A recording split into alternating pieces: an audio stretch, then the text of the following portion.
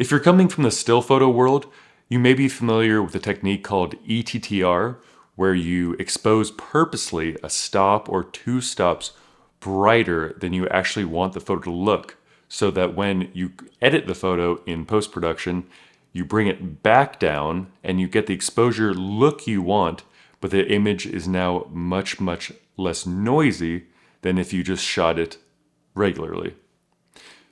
And I was wondering, why didn't any video cameras implement a technique like this when using a log profile?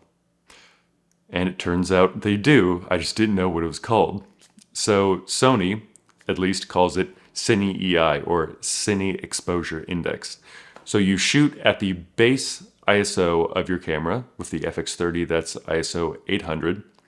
And then in camera, you get a preview of what it looks like had you shot in ISO 400 and ISO 200. So this way, you can adjust all the lighting around you and you know what it looks like at ISO 200, but you still get to record in the base ISO of 800, therefore getting all the gradations and data in the highlights and the shadows to work with in post. But the huge benefit is when you do go to edit it, you get a little piece of metadata that says, okay, tell the file to look like it's at ISO 200, even though it's shot in 800, and therefore you get the file much, much less noisy.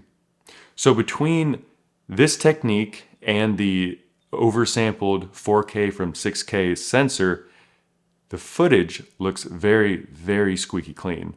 And that's really beneficial if you're uploading to YouTube like I am, because any compression does a lot better with low noise than the other way around. And since we know YouTube has to compress a ton to get a very fast loading file, it's much better to upload a very clean image.